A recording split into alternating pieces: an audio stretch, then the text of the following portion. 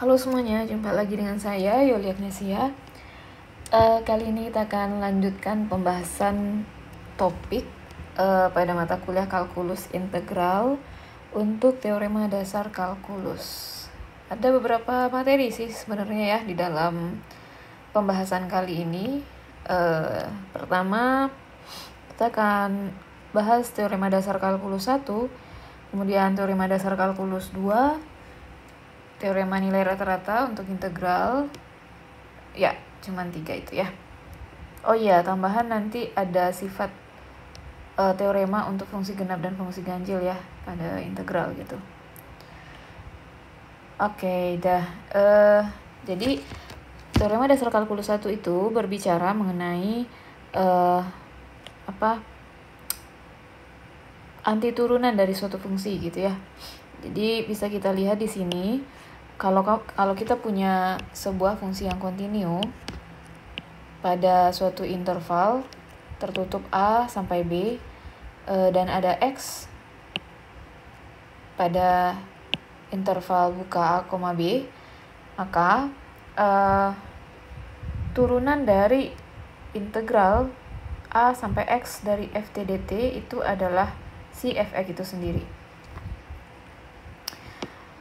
Makna dari TDK 1 ini dia bicaranya gini ya, kalau kita punya fungsi kontinu gitu ya, dia itu menjamin bahwa ya coba perhatikan di sini. Ini kan adalah suatu bentuk turunan ya. Berarti kalau dia adalah suatu bentuk turunan, kita tahu ya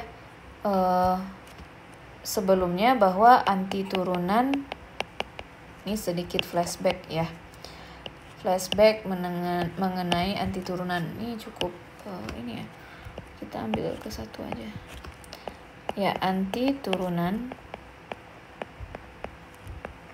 dari si f kecil misalnya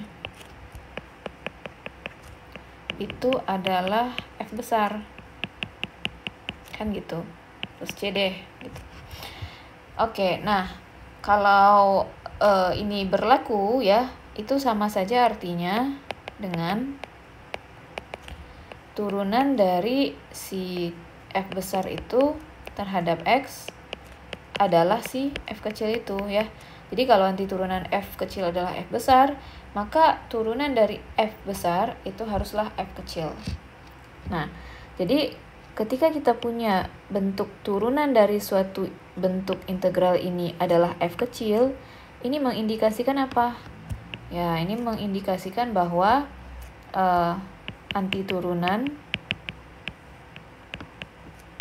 dari f kecil itu adalah si integral a sampai x ft dt. Nah, itu. Jadi secara dengan kata lain dia bicara seperti itu ya, anti turunan dari f kecil itu adalah bentuknya berbentuk seperti ini. Nah,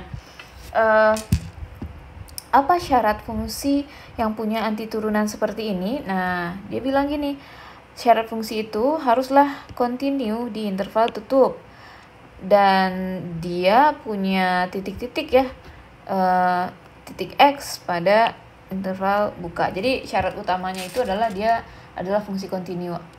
Artinya semua fungsi yang kontinu di suatu selang tertutup pasti punya anti turunan yang bisa kita buatkan dalam bentuk integral a sampai x si fungsi itu sendiri dt, seperti itu, ft dt. Nah, ini luar biasa ya. Oke, nah ini yang saya jelaskan tadi ya isinya. Oke, nah misal gini, dia nanya nih, ini bukan anti turunan ya, apa fungsi ya yang kalau kamu turunkan jadi sebentar saya jelaskan dulu. Artinya ya, kalau misalnya kita punya dengan teorema dasar kalkulus 1 ini kita punya jaminan atau semacam jaminan ya, bahwa setiap fungsi yang kontinu itu pasti punya anti turunan, dan anti turunannya itu ya kalau diturunkan terhadap x sama dengan fungsinya sendiri. Nah, jadi ketika kita menurunkan ya si fungsi yang berbentuk seperti ini, pasti nanti hasilnya adalah si fungsi itu sendiri. Nah, catatan di sini bentuknya harus seperti ini ya, A sampai X. Nah, gitu. Nah, dengan demikian ketika kita ditanya, apa nih turunan dari integral 1 sampai X T pangkat 3 dt? Ya, berdasarkan teorema dasar kalkulus 1, pasti nanti hasilnya itu adalah si fungsi itu sendiri dalam bentuk X ya. Jadi ini X pangkat 3 gitu. Nah, bentuk lain, misalnya dia nanya nih, apa nih turunan dari tangen kuadrat U cos U du dari X sampai V per 2. Nah, kalau ini nggak sesuai nih bentuknya sama TDK 1 ya. Kalau TDK 1 itu haruslah bilangan konstan sampai X. Nah, di sini bilangan konstannya itu V per 2-nya di batas atas. Nah, maka kita harus ubah dulu bentuk ini menjadi bentuk yang sesuai dengan TDK 1. Ya, jadi batasnya diubah dari V per 2 sampai X. Ketika kita mengubah batas, nih ada teoremanya juga ya, maka kita tambahkan negatif di depannya. Nah, setelah batasnya sesuai, jadi kita tinggal ikutin aja bahwa turunan dari bentuk seperti ini adalah fungsi ini tapi diganti X gitu. Nah, seperti ini. Oke, next. Nah, ini lebih cukup ini lagi ya, cukup beda lagi nih dari contoh sebelumnya. Kalau contoh ini ya, dia minta turunan dari fungsi dari bentuk integral 1 sampai X kuadrat. Nah, kalau kita bekerja dalam bentuk yang seperti ini, ya sama aja, kita harus ubah menjadi 1 sampai X di sini atau 1 sampai sesuatu fungsi. Ya, jadi triknya di sini adalah kita ubah nih X kuadrat itu menjadi U gitu kan. Nah, jadi di sini nanti 3T kurang 1. Ini kan U ya, berarti kita harus menurunkannya terhadap U juga. Ya. Nah, tapi kita maunya terhadap X kan di soal, ya nggak apa-apa. Ini sama dengan aturan rantai ya. Jadi kalau aturan rantai, kita turunkan dulu ya, ini sama dengan turunkan dulu ini terhadap U gitu kan. Nah, dikali nanti dengan turunan si U terhadap X-nya gitu. Ya. Nah, jadi siapa dari U gitu ya. Nah, berarti kita cukup mencari ya ini ketinggalan nih kayaknya. Ini DT. Nah, berarti di sini kita perlu ya menentukan bentuk ini berdasarkan TDK 1. Jadinya apa? Ya, jadinya di sini 3U kurang 1. Nah, turunan U terhadap X. Nah, U-nya tadi kita misalkan adalah X kuadrat ya. Ya, berarti jadinya 2X. Nah, kita ganti lagi U-nya ke dalam X sehingga dapat seperti ini. Ya. Oke, nah ini ada beberapa soal ya, review konsep saya ambil dari buku Parsel. Silakan teman-teman jika sudah memahami gitu ya, nanti diisi ini, bisa diisi nih, jadi di screenshot aja, nanti dicoba isi ya. Nah, ini ada beberapa latihan yang saya pilih juga dari buku Parsel, ini juga bisa dijadikan latihan. Nah, ini juga ya soal penerapannya ya, dimana di sini dia mau menentukan kapan nih si fungsi yang berbentuk seperti ini itu naik, ya otomatis kita butuh turunan ya. Nah, ini juga ya silakan sorry, ini udah TDK 2 ya. Oke, kita masuk ke TDK 2. Nah, TDK 2 ini beda lagi. Kalau misalnya TDK 1 dia bicara jaminan dari fungsi kontinu yang udah pasti punya bentuk antiturunan. Oke. Nah, kalau TDK 2 dia tuh bicara bahwa setiap fungsi kontinu, ya kan? Setiap fungsi kontinu pada interval A sampai B itu pasti bisa dicari integralnya dari, ya integral tentunya itu menggunakan selisih dari antiturunannya. Nah, kita flashback lagi nih. Kalau di pelajaran sebelumnya, ya, integral tentu itu definisinya adalah apa? Itu adalah limit dari jumlah Riemann ya.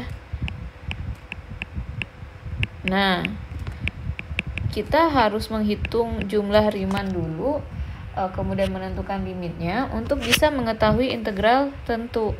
Nah, tapi dengan teorema dasar kalkulus 2, kita nggak perlu nih menghitung jumlah limit Riemann lagi. Nah, kata TDK 2, ya, integral tentu itu bisa dicari menggunakan selisih nilai fungsi antiturunan pada batas bawah dan batas atasnya. Nah, ini kan suatu hal yang cukup luar biasa ya, karena praktis jadinya. Jadi kita tinggal cari antiturunan dari si fungsi f, lalu kita evaluasi pada batas b dan a, kemudian kita selisihkan. Nah, ini cukup menarik gitu ya. Nah, sebelum kita masuk ke pembuktiannya, kita harus tahu dulu ya bahwa kalau dua buah fungsi hasil turunan dua buah fungsi, kalau dia sama ya, itu artinya fungsinya itu selisihnya adalah sebuah konstanta gitu. Nah, jadi ini nanti akan kita butuhkan untuk proses pembuktian TDK 2. Nah, bukti untuk TDK 2 ya. Di sini kita punya bentuk fungsi dalam bentuk integral ya. Itu kita namain Gx. Kemudian dengan teorema dasar kalkulus pertama kita tahu ya bahwa G aksen X itu sama dengan si fungsi f. Ya, ini dipegang dulu nih. Kemudian f ya, kalau misalnya kita mendefinisikan secara definisi antiturunan, kan si f itu ya, f kecil ini juga punya antiturunan ya, yaitu si f besar, ya kan? Maka dalam arti artinya apa? Ketika f kecil punya antiturunan G aksen dan juga f besar ya, artinya maksud saya adalah ketika si f kecil punya antiturunan Gx ya, dan juga antiturunannya f, maka artinya turunan f dengan turunan G itu sama nilainya ya, sama fungsinya. Nah, berdasarkan teorema yang sebelumnya tadi, kalau dua buah fungsi turunan sama, maka si fungsi asalnya itu selisihnya adalah C. Maka kita bisa punya seperti ini. Oke. Nah, sampai di sini ya, karena ini berlaku ya untuk semua X di dalam A sampai B, maka kita bisa buatkan di sini FA sama dengan GA tambah C juga. Kemudian FB sama dengan GB tambah C. Atau secara umum kita bisa buatkan bahwa Fx sama dengan Gx plus C itu ada gitu ya nilainya untuk setiap X di interval A sampai B. Nah, sekarang kita cek nih. Ketika kita tulis ya, kita pilih X-nya sama dengan A, maka bentuk yang tadi ya, yang sebelumnya yang pertama tadi itu sama dengan ya, karena dia mulai dari A tadi, otomatis X-nya diganti A juga ya. Maka ya, yang ini maksud saya. Nah, ini kan ketika kita pilih X-nya A, maka kita ganti X yang ini jadi A. Jadi kita punya bentuk seperti ini. Nah, kita punya ini juga ya, ketika kita bekerja pada integral tentu itu kan mengartikan bahwa luas daerah di bawah kurva F pada selang A sampai B misalnya. Nah, ketika selangnya itu justru tidak ada ya, dari A sampai A, ya tentu saja luas daerahnya tidak ada juga, makanya ini sama dengan 0. Nah, sekarang dengan menggunakan GA sama dengan 0, maka kita punya FA itu sama dengan 0 ditambah C jadinya, yaitu si C. Nah, dari sini kita punya nih bahwa si FA adalah C ternyata, ya kan? Berarti dengan menentukan ya bahwa mengubah bentuk ini menjadi Gx, sama dengan fx dikurang c, maka kita ganti c-nya jadi fa, maka kita punya fx dikurang fa. Nah, sampai sini oke ya. Nah, sekarang ya, ketika kita punya ya untuk yang ini kita jadikan, kita pilih sekarang x-nya adalah b. Kita punya apa sekarang? Maka kita akan punya di bawah ini ya, x-nya diganti b. Berarti itu kan sama dengan gb ya, sampai sini dulu. Nah, gb sama dengan siapa? Kan gitu ya. Nah, tadi kita punya nih bahwa si gx itu sama dengan fx dikurang fa. Nah, berarti sekarang kalau mau mencari gb, berarti di sini sama dengan fb dikurang fa. Nah, gb kita apa tadi? Gb kita tadi adalah menggunakan TDK 1 ya. Enggak TDK 1 sih, bentuk fungsi yang sebelumnya. Itu adalah integral dari a sampai b ft dt. Nah, akhirnya dari sini kita punya nih kesimpulan bahwa apa? Bahwa integral dari a sampai b untuk ft dt itu adalah fb kurang fa. Nah, siapa f itu siapa? Fx itu siapa? Fx adalah anti turunan dari f. Nah, gitu. Nah, sekarang kita akan menggunakan TDK 2 ya untuk menentukan bentuk-bentuk berikut ya, contoh-contoh berikut. Nah, di sini kan kita punya a sampai b nih, integral a sampai b untuk k. K ini konstan nih ceritanya. Berarti berdasarkan TDK 2, maka kita harus cari dulu nih apa ya anti turunan dari k gitu. Apa ya anti turunan dari k? Artinya apa? Ya kalau mau pakai teorema pada anti turunan sebelumnya, integral tak tentu dari k dx itu adalah kx, kan gitu. Maka di sini untuk integral dari a sampai b k dx bisa kita tulis si anti turunannya ya, kita evaluasi di batas a sampai b. Maka kita akan punya b dikurang a. Nah, gitu. Next. Ini juga sama ya. Berarti di sini kita cari dulu apa ya anti turunan dari x. Anti turunan dari x ya, itu adalah x kuadrat per 2 ya. Pakai aturan pangkat.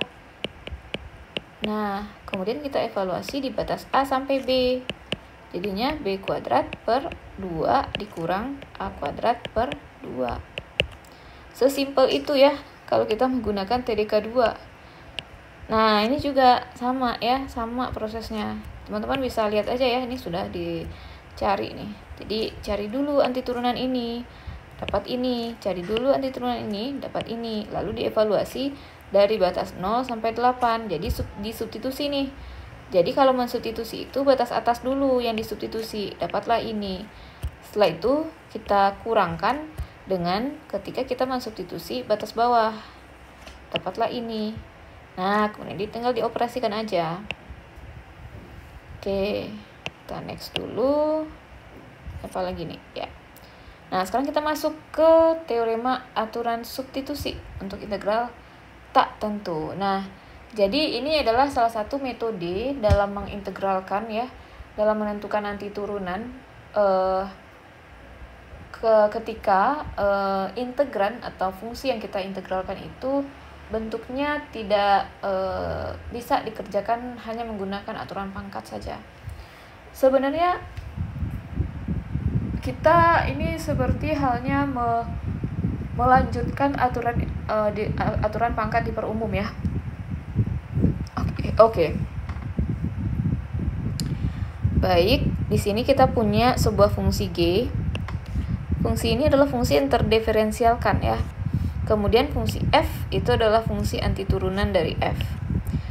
Maka ketika kita punya fungsi komposisi fg ya, kemudian dikali dengan turunan g, maka hasil integral ini akan sama dengan si fungsi antiturunannya kita komposisikan dengan si g itu sendiri. Ya. Nah, buktinya di sini kita menggunakan aturan rantai ya dalam pembuktian. Ya, kalau misalnya ini benar, berarti kan bentuk yang ini itu adalah antiturunan dari bentuk yang di dalam ini. Dengan demikian, turunan dari si F besar Gx itu harus sama ya nanti dengan ini. Nah, kita menentukan turunan ini menggunakan antiturunan. Berarti berdasarkan aturan rantai maksudnya. Menggunakan aturan rantai, kita harus cari dulu turunan dari si F. Berarti kita tulis di sini F aksen. Nah, gini kan. Terus dikali dengan turunan dalam G aksen. Ya kan? Nah, coba perhatikan bentuk ini sama nggak kira-kira dengan yang integran kita? Coba apa bedanya? Ya, ternyata yang ini fungsinya kecil nih, gitu kan. F-nya kecil. Yang ini F-nya kecil. Yang ini F-nya besar, gimana dong? Nah, coba perhatikan di sini. Ketika kita punya ya fungsi F besar ini, tapi dia bilang turunan. Ya, kalau turunan ya, kan kita tadi sebelumnya ya, kita punya syarat bahwa F adalah suatu antiturunan dari F kecil. Ini artinya apa? Si F aksen X itu adalah Fx. Jadi sekarang kalau kita punya si F besar X di dalamnya adalah Gx, ya itu artinya sama juga dengan F Gx. Nah, makanya ini bisa kita ganti jadi F kecil Gx dikali G aksen X. Ya udah terbukti dia. Oke. Nah, maka ya dengan menggunakan ini, ya ini mungkin belum kebayang, kita nanti akan lebih gampang ya menentukan integral dari bentuk yang agak kompleks seperti itu. Nah, contoh ya, teman-teman bisa lihat di sini, ini adalah integral sin 3x, di mana yang kita tahu itu hanya integral sin x, gitu kan. Ini aja nih yang kita tahu. Ini adalah cos ya di teoremanya, in cos ya, Nah, ketika kita punya ya integran yang di dalamnya itu bukan sebuah variabel yang koefisiennya 1, maka dalam hal ini kita harus, ya ini merupakan fungsi komposisi sebenarnya ya. Jadi kita harus buatkan ini menjadi sebuah fungsi sin, misalnya dalam hal ini ya 3x. Nah, harus dikali dengan turunan yang 3x ini, siapa? 3 kan? Nah, dx. Nah, tapi ya supaya tidak merubah hasil, maka kita harus bagi juga si dx-nya dengan si turunan itu lagi. Nah, kalau seperti ini kan tidak mengubah hasil ya. Nah, ketika ini sudah terpenuhi, ya kita tinggal cari hasil integralnya berdasarkan rumus tadi. Apa rumusnya? Yaitu F besar tadi antiturunan dari F yang di dalamnya adalah si fungsi komposisi si fungsi Gx-nya. Ya udah sama. Berarti kita cari apa itu antiturunan dari sin. Kita tahu ya antiturunan dari sin apa tadi? Adalah cos min cos. Ya, tetap di bawah 3x-nya ini. Ya, jadinya apa? Jadinya min cos 3x plus C. Sesimpel itu sebenarnya ya. Oh, jangan lupa di sini kan ada sepertiganya ya. Jadi sepertiga ini jangan lupa dibawa ke depan. Nah, gitu. Next. Nah, ini dia. Nah, ini kan fungsi kita makin rempong ya di sini ya. Jadi perhatikan di sini yang susah untuk disederhanakan itu adalah bentuk akar. Jadi di sini kita pikirkan bahwa ini adalah sebuah fungsi komposisi akar ya. Maka kalau kita buatkan x kuadrat ditambah x, ini kita harus cari nih siapa ya turunan dari x kuadrat plus x. Ya, ternyata dia udah ada di sini, yaitu 2x plus 1. Ya, tanpa melakukan manipulasi lainnya, kita tinggal tulis aja sekarang. Berarti kita hanya perlu mencari antiturunan dari fungsi akar. Ya, atau kalau kita mau ubah bentuknya, ini kan x kuadrat plus x pangkat setengah ya. Ya, berarti kita tinggal integralkan seolah-olah di sini ini kita anggap aja A gitu atau U. Berarti hasilnya nanti adalah X kuadrat tambah X pangkatnya ditambah 1 jadi 3/2 ya. Kemudian 3/2 ya, atau 2/3 dikali di sini nggak perlu dikali ini ya, tambah C aja, karena kan tadi fungsi hasil integralnya itu adalah si antiturunan dari F besar gitu ya,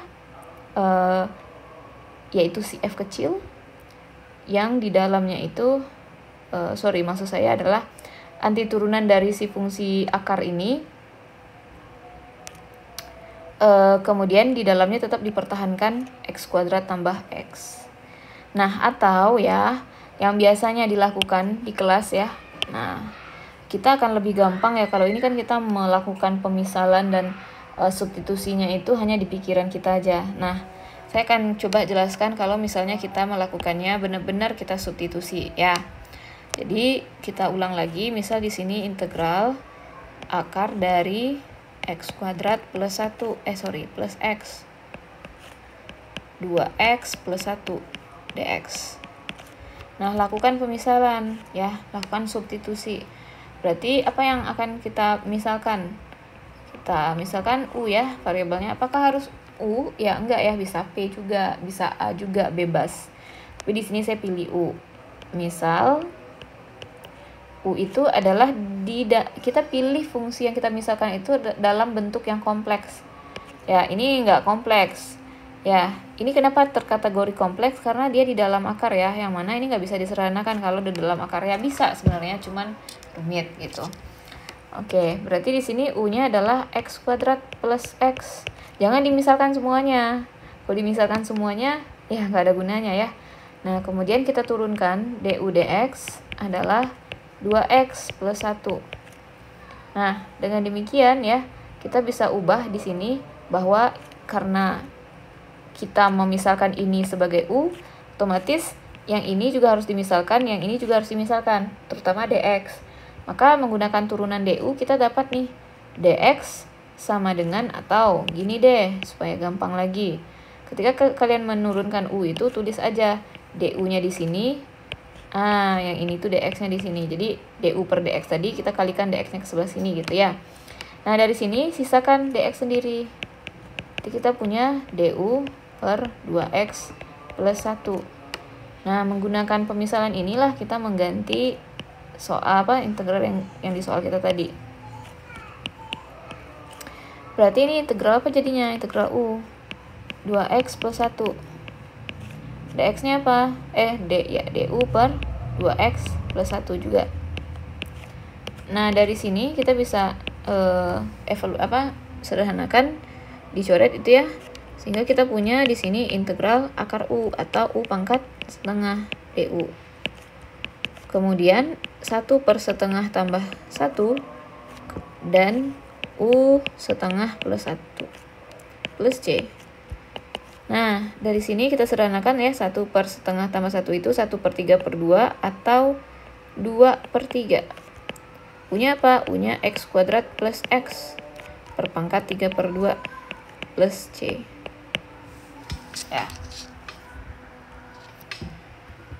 Nah, itu tadi untuk aturan substitusi atau ya metode substitusi untuk integral tak tentu.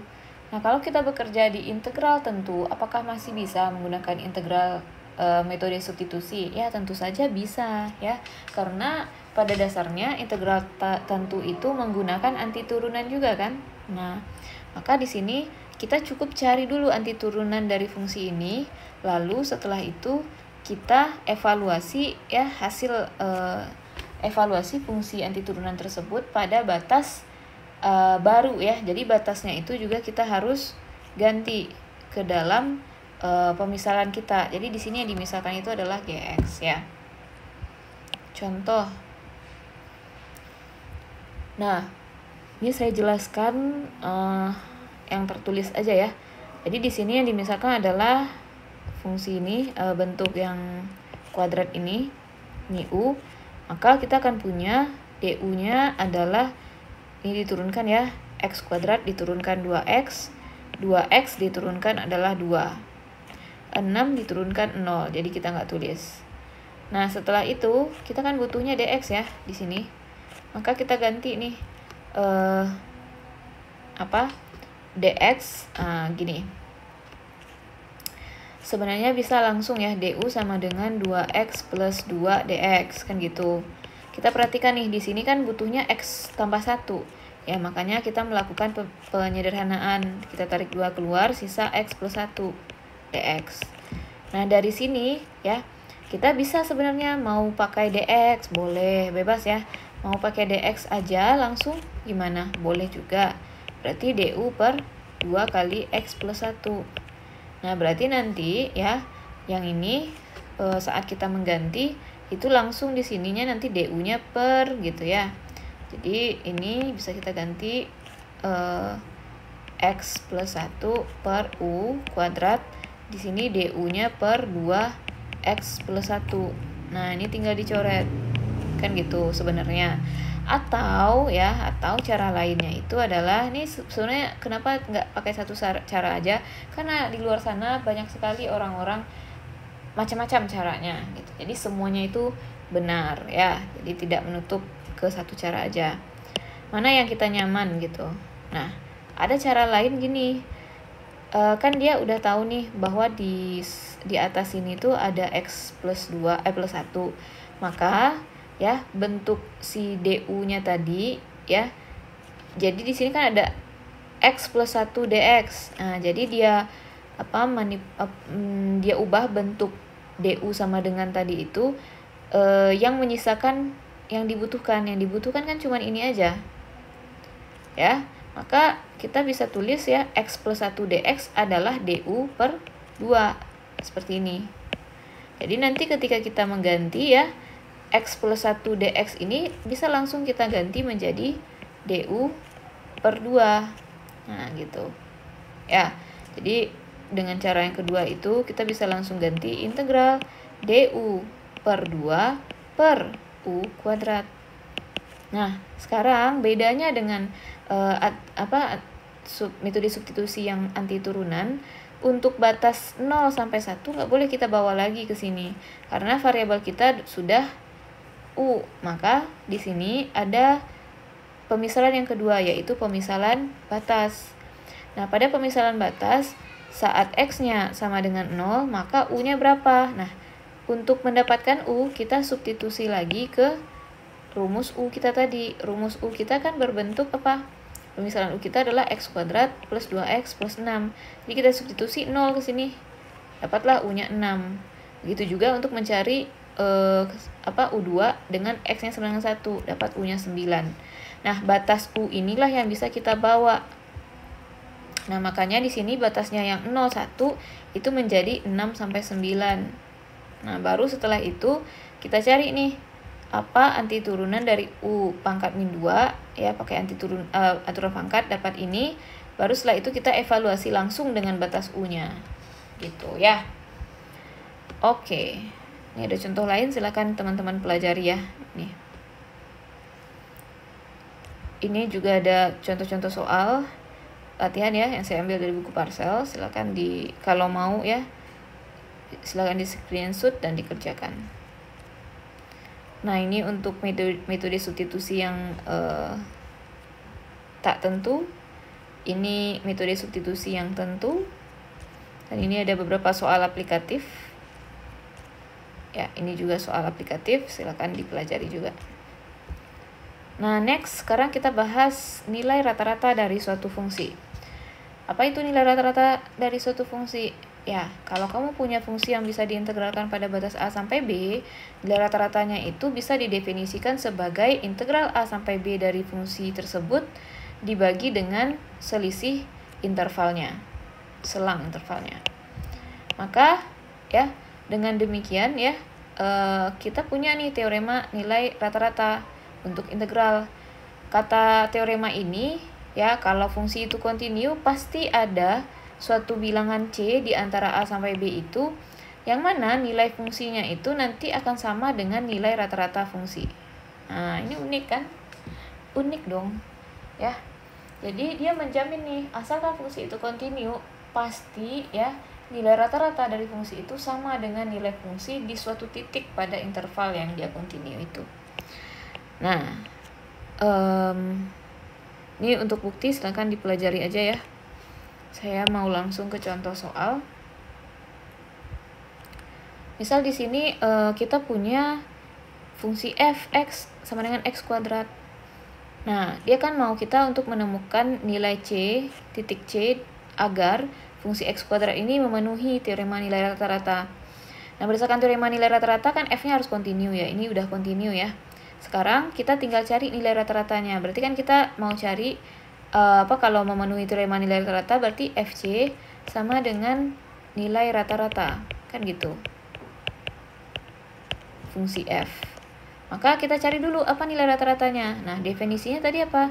Nilai rata-rata itu bisa dicari dengan mencari integral dari fungsi tersebut dari batas intervalnya, kemudian dibagi dengan selang intervalnya, range-nya gitu ya. Maka di sini kita dapat nih, ternyata nilai rata-ratanya adalah 3. Nah, dengan demikian kita bisa cari nih si c yang mana carinya gini aja. FC itu sama dengan 3. Kalau FC sama dengan 3, FC itu apa? Ya, tinggal disubstitusi ke rumusnya. Berarti rumusnya kan tadi rumus fungsinya x kuadrat. Berarti ini c kuadrat sama dengan 3. Otomatis c-nya adalah plus minus akar 3. Ya, terakhir ini ada teorema kesimetrian dari suatu bentuk integral ya. Kalau kita punya fungsi genap. Nah, apa definisi fungsi genap? Definisi fungsi genap itu adalah suatu fungsi yang kita ganti di sini f min x, dia tetap di sini jadi fx. Ini namanya fungsi genap. Kalau fungsi ganjil, kalau kita mencari f min x, ini sama dengan min fx. Nah, ya, ini karakteristik dari fungsi genap dan fungsi ganjil. Ketika kita bekerja pada integran yang jenisnya adalah fungsi genap, kemudian intervalnya itu dari min a sampai a, ya simetris ya ini, maka kita cukup ya nilai integral ini akan sama dengan 2 kali integral dari 0 sampai a saja. Jadi ilustrasi fungsi genap itu bisa kita lihat pada gambar yang ini. Nah, ini terlihat ya bahwa dari 0 sampai A, luas daerah ini itu sama ya dengan dari min A sampai 0. Maka dengan demikian kita cukup mencari satu aja, cari aja dari 0 sampai A dulu. Setelah itu dikali 2 katanya. Nah, sebaliknya kalau kita bekerja pada fungsi ganjil dengan batas yang sama ya, ilustrasinya pada bentuk seperti ini. Gambar seperti ini. Fungsi ganjil itu dia saling menghabiskan ya. Jadi luas daerahnya itu sama juga ya, yang kanan dan yang kiri ini dengan ini, hanya saja letaknya beda ya. Akibat fungsi ganjil tadi, maka grafiknya itu atas bawah jadinya. Maka kalau misalnya kita jumlahkan ya ini min a di sini, a-nya di sini, dan jumlah luas kurva di atas dan di bawah ini sama banyak ya, kiri dan kanan. Otomatis hasil integralnya nanti akan sama dengan 0. Ya. Saya kira cukup untuk materinya. Di sini ada beberapa latihan soal untuk teorema nilai rata-rata dan untuk teorema kesimetrian. Ya, ini referensinya. Oke, terima kasih atas perhatiannya. Sampai jumpa pada video selanjutnya.